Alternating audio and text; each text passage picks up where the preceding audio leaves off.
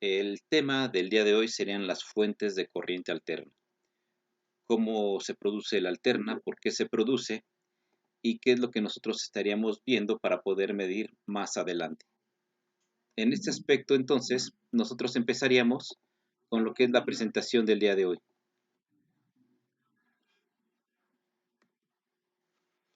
Vamos a empezar con la parte que concierne a las fuentes de voltaje de corriente alterna.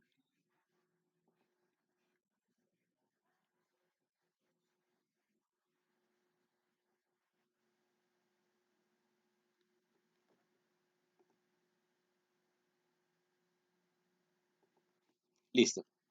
Entonces, vamos a dar inicio. En este aspecto, nosotros debemos de entender lo siguiente. Estábamos comentando que los electrones van a circular por cada uno de los elementos conductores. Ya una vez que tenemos a los elementos conductores o a un cable conductor, los electrones van a ir por dentro de este hasta llegar a la parte del aparato, salir del aparato y regresar a la fuente. Nuevamente, los electrones salen de la fuente, van a ir por el conductor, llegan al aparato, lo hacen funcionar y cuando salen del aparato vuelven a regresar hacia lo que es la fuente. Si nosotros imaginamos la parte del conductor, también podremos imaginar que internamente tenemos muchos átomos, pero tenemos miles de millones. Por cuestiones de imagen solamente se están mostrando unos. Podemos observar cómo viene el electrón y cómo se va desplazando de átomo en átomo, creando huecos y los portadores mayoritarios, que en este caso son los electrones, van saliendo del otro extremo. Esta es la parte que a nosotros nos va a interesar porque precisamente cuando un conductor es recorrido o atravesado por electrones, a su alrededor gira o a su alrededor se genera un pequeño campo magnético. Un pequeño campo magnético, pero despreciable. Es muy pequeño. Inclusive, simple y sencillamente con tener nosotros nuestro aparato, nuestra pantalla conectada a la energía eléctrica, ya se están generando pequeños microcampos magnéticos alrededor de este conductor. Si yo conecto el cable que es el cargador de mi celular. Mientras esté cargando mi celular, a través del cable se están generando campos magnéticos. Nosotros tenemos que ir más adelante para poder eliminar estos campos magnéticos que en algún momento dado pueden llegar a perjudicar la señal de lo que yo esté manejando en ese instante. Ahora, vamos a verlo un poquito más a fondo. Ahí tenemos un conductor de cobre. Posteriormente, nosotros vamos a hacerle circular un pequeño electrón a través de todo el conductor. ¿Esto con qué finalidad? Para poder verificar que efectivamente nosotros podemos generar un pequeño campo magnético. Estos electrones van a tener que ir desde la izquierda a la derecha, según se mueve en mi pantalla. Por este motivo, vamos a ver cómo se van a desplazar por dentro de mi conductor. Igualmente que en la imagen anterior, vamos a imaginar que los electrones van por dentro del conductor. Cuando están circulando, van a generar un campo magnético alrededor del conductor. Continuamos con el avance de los electrones y generan nuevamente lo que es el campo magnético a su alrededor. Conforme van circulando a través del conductor, se va generando dicho campo magnético alrededor del conductor. Si podemos observar en la imagen que se está mostrando, hay una punta de flecha y precisamente esta punta de flecha me va a indicar cuál es el norte magnético y cuál es el sur magnético. Aquí se rigen por la regla de la mano derecha o se rigen por la regla de la mano izquierda. No importa cuál de las dos reglas utilicen. Si nosotros pudiéramos poner la mano derecha, por así decirlo, en la imagen que está en la pantalla, el dedo pulgar apuntaría hacia la dirección de una de las dos corrientes, pero los dedos apuntarían hacia dentro de la pantalla. Por el contrario, si utilizo la mano izquierda y voy con respecto a los electrones que van en la pantalla, veo que también mis dedos apuntan hacia dentro de la pantalla. Si ponemos los dos pulgares encontrados, observamos que los dedos siempre van a girar en el mismo sentido. Por lo tanto, los dedos me indican hacia dónde va el norte y cuando regresan o dan 180 grados de vuelta o 360 grados de vuelta, puedo observar que estaríamos hablando del sur magnético. Repito, aquí las flechas por donde salen van a ser el norte y por donde entran van a ser el sur magnético. Bien, seguimos con la parte de la presentación. Entonces, decimos que cuando los electrones circulan por dentro del conductor, lo que se está creando es un pequeño campo magnético. Y este campo magnético es despreciable. Pero ¿qué sucede entonces si yo empiezo a enrollar la parte de este conductor y que sigan circulando los electrones por dentro? Vamos a ver la siguiente gráfica, o más bien la siguiente imagen. Ya tengo enrollado el alambre. En este sentido, también tenemos una fuente de energía de corriente directa. Por lo tanto, los pequeños campos magnéticos de cada una de las espiras se van sumando, obteniendo a final de cuentas un campo magnético mucho mayor al que primeramente teníamos. Y de igual manera, donde salgan las flechas va a ser el norte magnético y donde ingresen las flechas va a ser el sur magnético. Por lo tanto, estamos creando un pequeño electroimán donde ya sé cuál es el norte y ya sé cuál es el sur magnético. ¿Qué sucede? También nosotros podemos agregar un pequeño núcleo dentro de esta espira. Ahorita no nos compete, pero bueno, si imaginamos que insertamos un pequeño núcleo magnético, entonces este campo magnético lo amplificamos todavía más. Aproximadamente va de unas 100 a unas 1000 veces cuando son ferromagnéticos, y cuando utilizamos una especie de polvo de fierro, en este caso puede llegar a ser de 1000 hasta 5000 veces la amplificación de ese campo magnético. Entonces, sí, también debemos de tomar en cuenta qué tipo de núcleos vamos a utilizar más adelante para poder saber qué tanto se va a incrementar este campo magnético. Bien, vuelvo a repetir, ahorita no es el caso, lo que nos interesa es que se forme un campo magnético.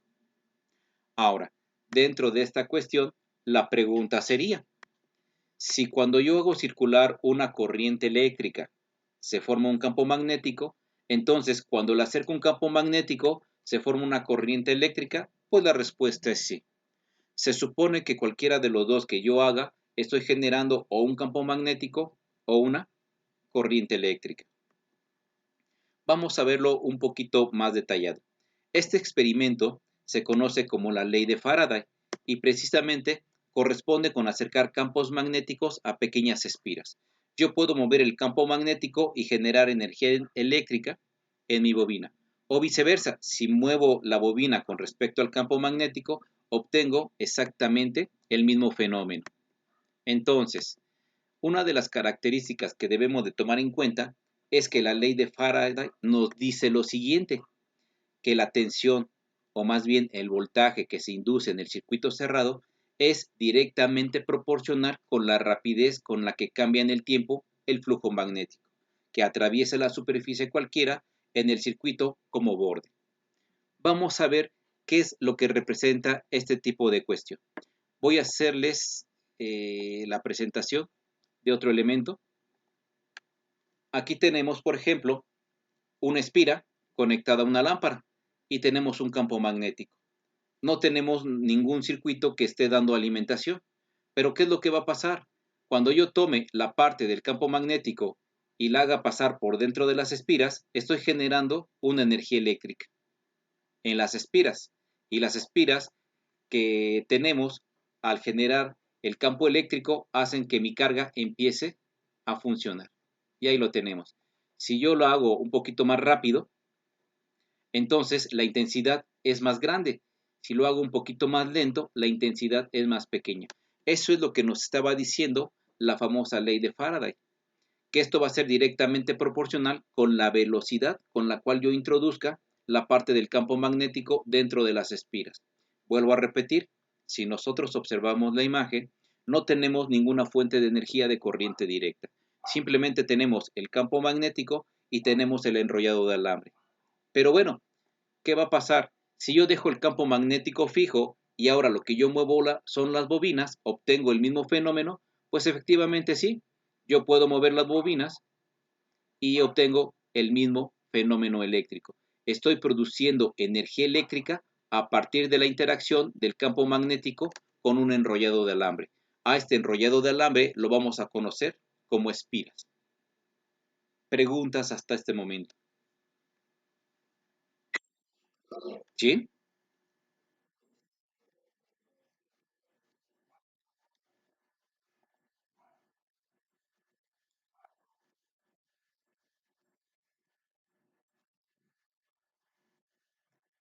Así es, la interacción del campo magnético. Los electrones ya están dentro del conductor. Lo que hacemos con la interacción del campo magnético es darle energía cinética para que se muevan de un lado a otro. No sé si se alcanza a apreciar por la presentación y la latencia de la imagen a través de internet, pero cuando paso el imán giran en un sentido y luego van en sentido contrario. No sé si se alcanza a apreciar el movimiento de los electrones. Esa es la razón por la cual lo conocemos como corriente alterna. Van primero en un sentido y luego regresan en el sentido contrario.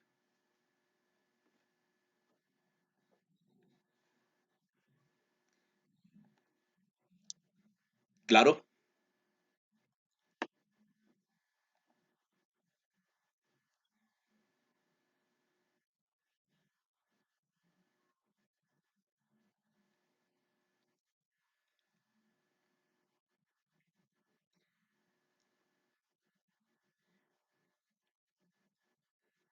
así es.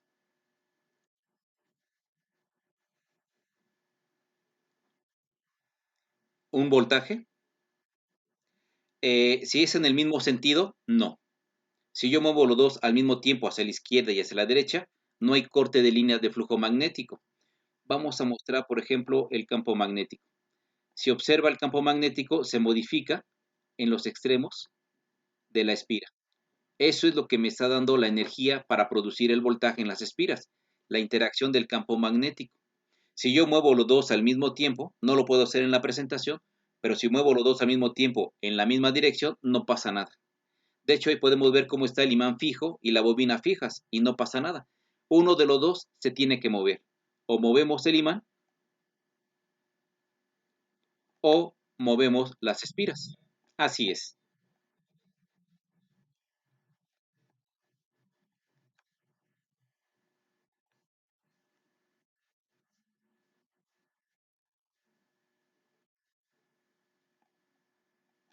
¿Sí?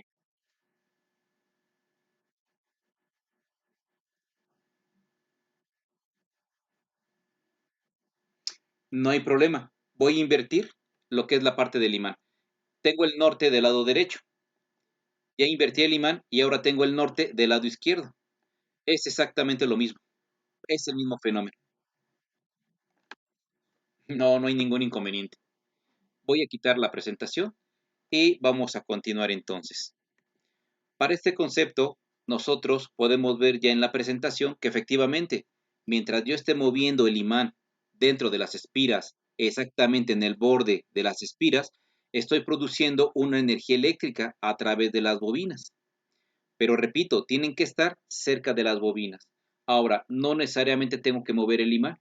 El imán lo puedo mantener fijo, pero la que puedo mover son las espiras para obtener exactamente el mismo fenómeno. Eso es lo interesante de esto. Ahora, nosotros vamos a imaginar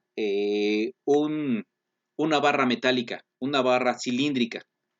La línea punteada es una barra cilíndrica. Aquí le vamos a llamar flecha y así se le denomina flecha, a donde vamos a montar las espiras, para que a través de la flecha pueda yo mover las espiras por dentro del campo magnético. Y podemos observar entonces que ya cuando el campo magnético está fijo y gracias a lo que es la flecha podemos mover las espiras por dentro, obtenemos el voltaje generado. Y desde aquí podemos observar cómo está yendo hacia el lado negativo y positivo, negativo y positivo. Así es como nosotros generamos el voltaje alterno, pero tiene que ver mucho con la vuelta de la espira. Si toman la mitad de la espira y la giran 360 grados, obtengo un pulso positivo y también obtengo un pulso del tipo negativo. Tenemos dos anillos deslizantes. Estos anillos o escobillas, como los van a conocer más adelante, me van a permitir recolectar el voltaje y mandarlo al exterior. Aquí lo importante es observar que es gracias a un campo magnético y una bobina que esté girando o viceversa, una bobina que esté fija y un campo magnético que esté girando para obtener la generación del voltaje alterno. Aquí vamos a ver algo curioso. ¿Cuántos giros podría dar el enrollado de alambre? Si nosotros imaginamos que estamos moviendo manualmente la parte de las espiras gracias a la flecha, pues alguien puede decir, yo puedo moverla 5. Puede venir alguien y decir, yo la puedo mover 10 veces. pero nosotros necesitamos poner un límite de tiempo. En este caso vamos a poner el lapso de un segundo. ¿Cuántas vueltas se pueden dar en un segundo? Este tipo de fenómeno es lo que vamos a conocer como frecuencias y son las vueltas que se tienen dentro de un segundo. La unidad de medida de la vuelta completa dentro de un segundo son lo que denominamos hertz. Y esto es la frecuencia. Repito, se le conoce como frecuencia las vueltas que da en el lapso de un segundo. En algunos casos, en el caso de América del Norte, que es México, Canadá y Estados Unidos, aquí manejamos 60 vueltas en lo que decimos 1. Y entonces todos nuestros aparatos, cuando los volteemos, van a decir, tu alimentación es de 127 volts, 60 Hz. Pero si nos vamos a parte de América del Sur, desde Guatemala para abajo, hay algunos países que solamente utilizan 50 vueltas. Entonces sus aparatos son diseñados para funcionar con 50 Hz. Y no solamente en la parte de Sudamérica, también si nosotros nos vamos a unas secciones de Europa, ellos también están manejando 50 Hz, o sea que 50 vueltas dentro de un segundo. Por eso es importante conocer estos datos técnicos para que cuando estemos en América del Norte sepamos que son 60 y cuando estemos en otros lados estemos conscientes de que puede bajar la frecuencia. Y entonces vamos a tener que realizar un tipo de conversión o algún circuito especial para generar las 10 vueltas que me estén haciendo falta. Inclusive hay aparatos que se generan con 55 y no hay problema para que funcionen en América y para que funcionen en Europa.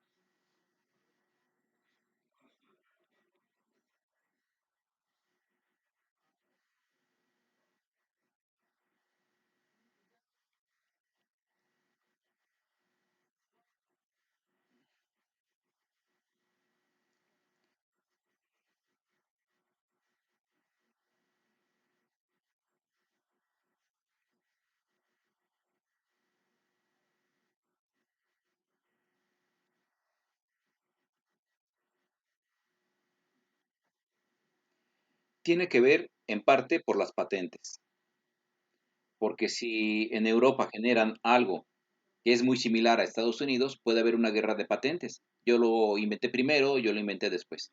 De hecho, en la actualidad sabemos que Japón de repente agarra unos equipos, hace ingeniería inversa y lo puede desarrollar más. Lo que también hace Estados Unidos, va, compra tecnología, genera tecnología inversa para sacar cómo funciona y poderlo mejorar. Entonces es una guerra.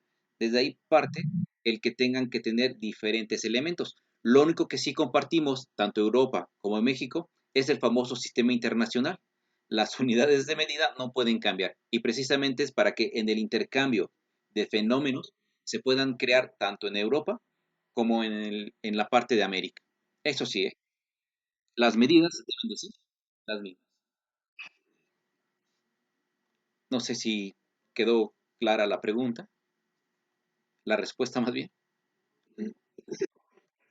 Gracias. Entonces, si nosotros recordamos, lo que nos interesa es la vuelta completa de la espira y podemos ver en el gráfico cómo mientras empieza a dar 180 grados se forma un ciclo, el positivo, pero cuando vamos los otros 180 grados por la parte de abajo se genera el ciclo negativo. Así es como conforme va dando las vueltas la espira, se va generando el voltaje alterno. De repente es negativo y de repente se vuelve positivo. Llega a cero, se vuelve negativo, llega a cero, se vuelve positivo. Es por eso que nosotros no tenemos una línea continua como con el voltaje directo, sino que tenemos una señal ondulante. A veces es positiva y a veces es negativa. ¿Cuántas veces hace esta figura? La hace 60 veces en lo que decimos un segundo. Bien, ¿cuál es el punto importante de esta pequeña parte? Pues bien, que nosotros necesitamos verificar cómo darle las vueltas al espira. Eso es lo que vamos a tomar en cuenta. En este sentido, vamos a continuar. Hay muchas maneras, hay muchas formas de poderle dar las vueltas a la espira dentro del campo magnético o bien darle las vueltas al campo magnético con las espiras fijas. Una de ellas es la famosa geotérmica. Este tipo de industrias se instalan cerca de los volcanes donde el calor de la tierra calienta agua. El vapor de agua pasa por un intercambiador de calor donde vuelve a calentar nuevamente agua, agua para que no se oxiden las piezas metálicas, y el agua que calentamos con este vapor llega hacia lo que son las turbinas. Empiezan a girar las turbinas, que son como una especie de paletas, y tienen contacto con la famosa flecha, la que estábamos hablando hace ratito. Y ya dentro del cuadrito verde, la flecha hace que el campo magnético gire con las espiras fijas, o bien que las espiras giren con el campo magnético fijo. Recordemos que es uno de los dos. Uno tiene que estar fijo y el otro tiene que estar en movimiento. Pero es gracias a la presión de vapor que se mueven las turbinas, podemos mover la flecha y se está moviendo alguno de los dos. Posteriormente, que ahorita no nos compete, sino los electricistas, pasan a los transformadores, lo convierten en alta tensión y lo mandan a las torres para distribuirlo a lo que son las ciudades. No solo tenemos la geotérmica, tenemos otro tipo de generación de energía alterna que se conoce como termoeléctrica. Utiliza el mismo principio. Aquí utilizamos un combustible, generamos calor y calentamos agua. El agua al calentarse se genera alta presión de vapor, alta temperatura, y aquí sí podemos ver cómo el vapor sí está moviendo las espiras. Cuando el vapor se condensa, se vuelve a convertir en agua, el agua se enfría, pasa otra vez, se vuelve a calentar, se vuelve vapor y la presión del vapor empieza a mover las espiras. Y ya podemos ver el color negro de la flecha que está moviendo dentro del generador o las espiras o el campo magnético, obteniendo la generación del voltaje alterno hacia el transformador. Del transformador se eleva el voltaje para mandarlo a las torres de distribución y poderlo enviar hacia las ciudades. ¿Qué otro tipo de empresa generadora de energía eléctrica tenemos? Tenemos lo que conocemos con el nombre de la hidroeléctrica. Aquí sí hay muchos tipos de sistemas hidroeléctricos. El primero que tenemos es el que se conectan cerca de las presas. Sí, precisamente para eso generamos ciertas presas. Tienen una cavidad interna por donde pasa el chorro de agua a presión. Podemos ver cómo llega a la zona de las paletas, a la zona de la turbina, la pone en movimiento conforme va pasando el agua, se pone en movimiento y a través de la flecha estamos moviendo otra vez las espiras o el campo magnético. Llega la recolección del voltaje, pasa al transformador de alta tensión, pasa a la red de alta tensión y se distribuye hacia lo que son las ciudades. Repito, aquí son ideas. Algo ya más concreto, pues sí, ya necesitaríamos un poquito más de tiempo. Lo que nos compete es ver cómo se están moviendo las espiras o cómo se está moviendo el campo magnético. Continuamos. Otro tipo de hidroeléctrica es en la parte de los riachuelos. Aquí sí podemos observar que lo que están cambiando por dentro o lo que están moviendo es el campo magnético. Viene el chorro de agua, mueve las paletas, la flecha mueve el campo magnético dentro de las espiras fijas, pasa a un transformador, el transformador eleva el voltaje, pasa a las torres de distribución, antes de llegar a nuestra casa pasa por otro transformador para reducir el voltaje. Y ahora sí, estos transformadores mandan la alimentación a través de los postes y ya de los postes baja la alimentación hacia nuestras casas para poder utilizar nuestros equipos electrónicos. Si ustedes observan, ahí me dice que son 230 volts. Eso me hace suponer que es en Europa o en parte de América Latina. Repito, no todos los lugares, pero sí hay unos que manejan 230. Sobre todo Europa maneja 230. España, Alemania, inclusive sus contactos son diferentes al nuestro. ¿Tenemos más generadores de energía eléctrica alterna? Sí. En este caso nos tocaría ver la eólica, la que funciona con el viento. Por obvias razones, tenemos aspas y se tienen que levantar gracias a torres bastante altas para que los lugares donde pasa el viento pueda mover dichas aspas, tener el elemento giratorio que necesitamos para generar la energía eléctrica, se toma a través de los anillos deslizantes de las escobillas, se mandan a un proceso de transformación y nuevamente lo mandamos como alto voltaje hacia las torres de distribución. Y por último, la que es un poquito más delicada, la que es un poquito más compleja, que es la nuclear. Aquí sí se calientan grandes cantidades de agua. Inclusive, estos pequeños como, ¿cómo llamarle? Como cavidades. Inclusive cuando vemos los Simpson, vemos estas cavidades en las imágenes. pues prácticamente podemos pensar que están contaminando, pero no, realmente lo único que está saliendo es vapor de agua. Todo el proceso es ligeramente más complejo, tiene que estar cerca de los mares por las cantidades tan grandes de agua que necesitan. También se ponen a calentar, la presión se manda hacia las turbinas se ponen a girar y tenemos el desplazamiento del campo magnético o el desplazamiento de las espiras, se genera el voltaje, se amplifica el voltaje, se genera alto voltaje y se manda a través de las torres hacia lo que son las casas. Aquí, por obvias razones, de las torres de alto voltaje no se pueden conectar los focos, faltan otras secciones, pero para efectos de explicación, sabemos que ya de las torres de alimentación van a ir hacia las casas o hacia las diferentes ciudades. Estas son, a grandes rasgos, todo lo que conocemos como los generadores de voltaje de corriente alterna. El chiste es mover o las espiras o mover el campo magnético. Y se puede utilizar cualquier situación. En la actualidad tenemos bicicletas que tienen generadores, los famosos dínamos. Mientras vamos dando vuelta, va girando el campo magnético, va girando la espira dentro del otro y tenemos una generación de voltaje alterno. Los alternadores, no se diga, funcionan bajo el mismo criterio. Hay un campo magnético que permite tomar en cuenta este tipo de características. Bien, ahora vamos a ser un poquito claros, vamos a tener un poquito de delicadeza con lo que sigue.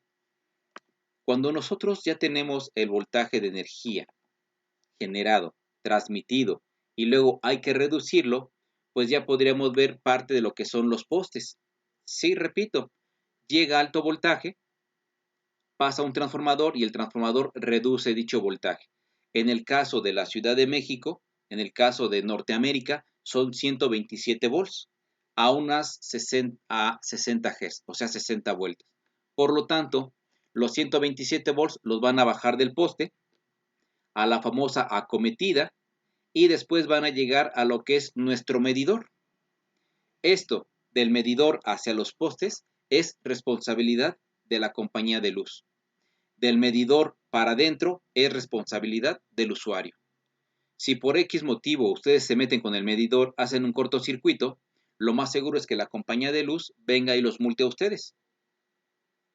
Pero también si se llega a dañar, que se cae un árbol, que de repente se cayó el poste o que ya no hay energía eléctrica, entonces la compañía de luz es la responsable de proporcionarles la energía hasta el medidor.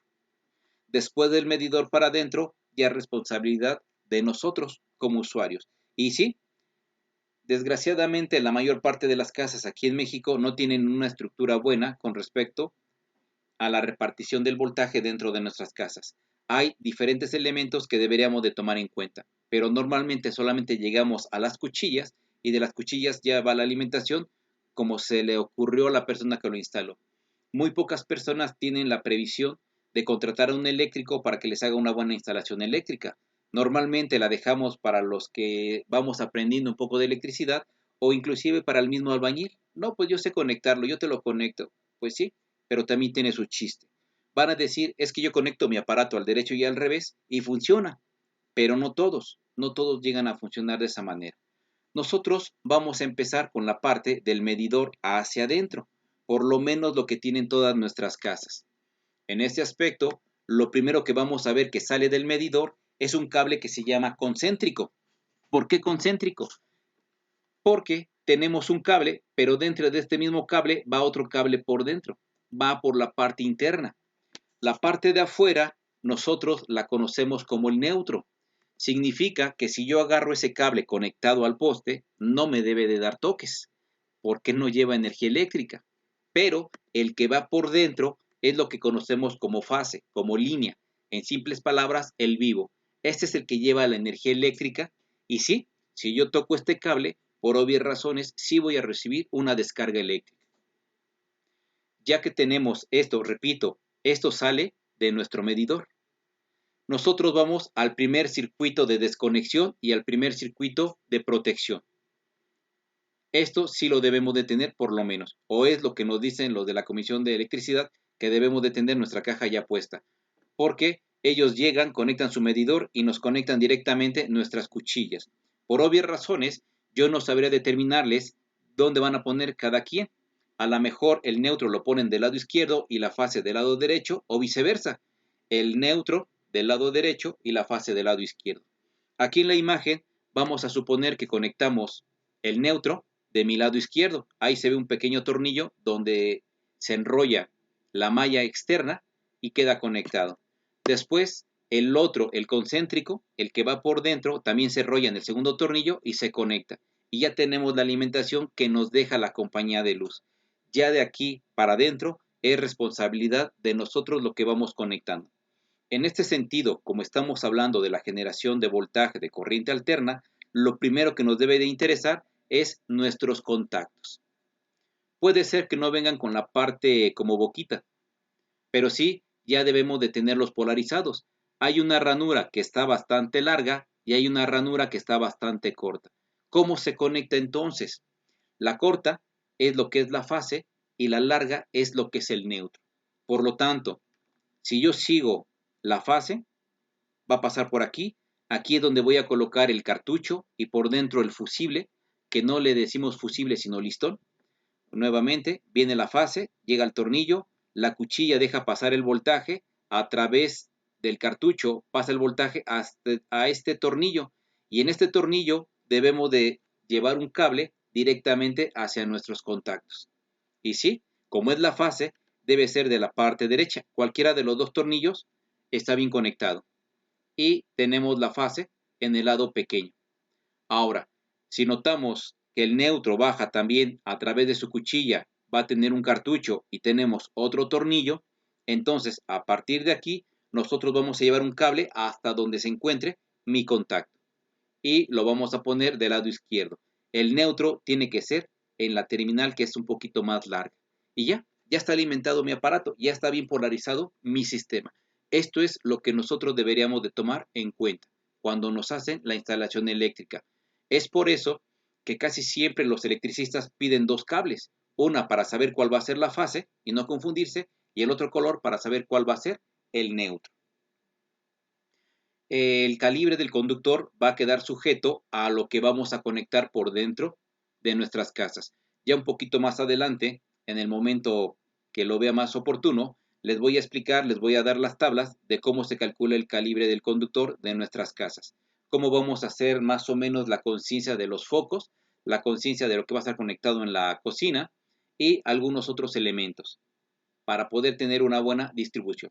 Pero repito, como estamos en la parte de las fuentes, pues a mí me interesa que esto esté perfectamente bien polarizado. Y sí, no cabe duda que cuando compramos las clavijas y no caben en el contacto, lo que hacemos es limarle la patita más ancha. Eso está mal hecho. Como dice el compañero, se supone que si están estandarizando la forma de cómo conectar las cosas, pues debemos de respetar ese mismo sistema.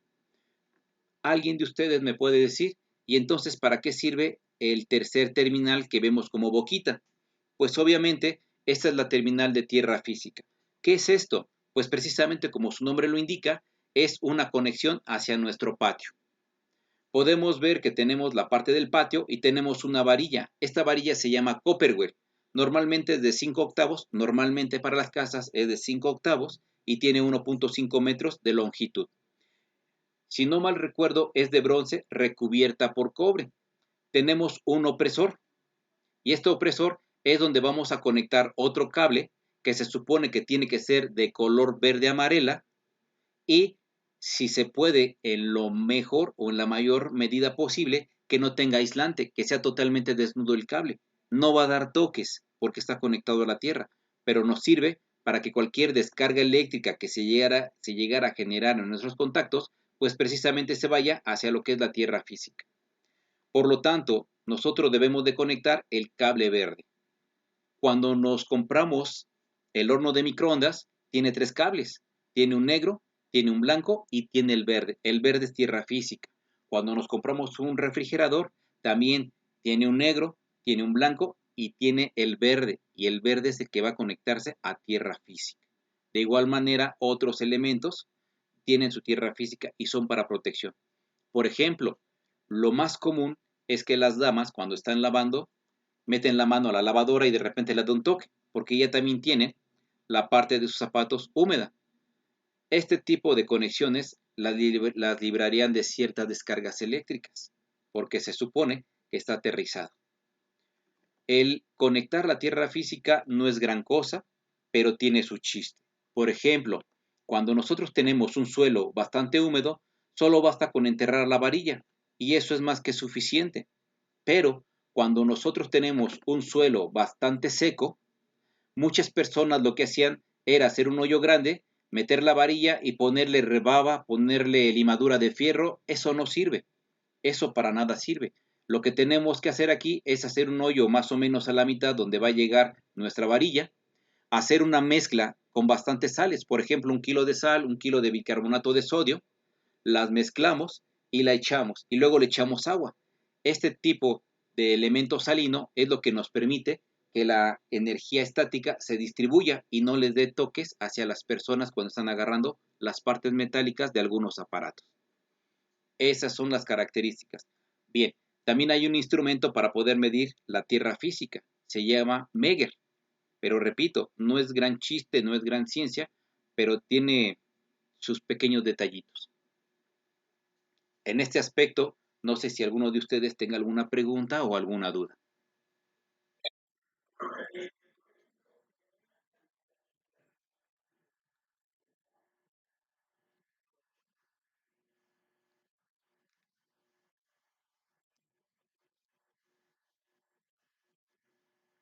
Normalmente el piso de concreto tiene tierra. Esto lo hacen en la parte de las empresas, pero también tiene ligeramente su cambio en la empresa. Cuando es muy grande, tienes que hacer una malla de varillas, como si fueras a echar la losa.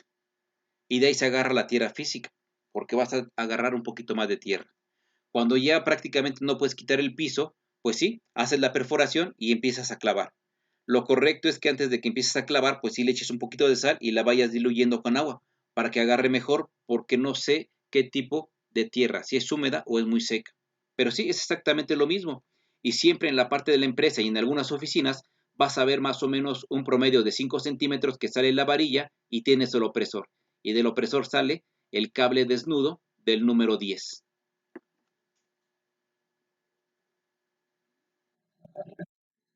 No hay inconveniente. No sé si tengan alguna otra pregunta, algún otro comentario, alguna inquietud que tengan.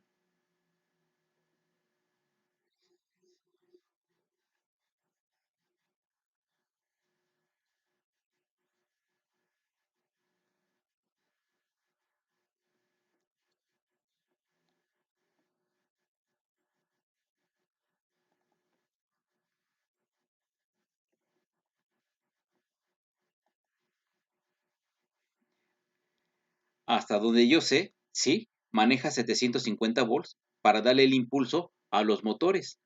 Aquí sí vamos a quedar de acuerdo. Cuando yo alimento un motor de corriente alterna, no puedo controlar la velocidad. Bueno, déjeme terminar ahorita con la presentación y les muestro lo que es mi pantalla. Con respecto a esto, no hay ninguna pregunta, ningún inconveniente, quiero imaginarme. Entonces, prácticamente, nosotros estaríamos terminando ya con la presentación.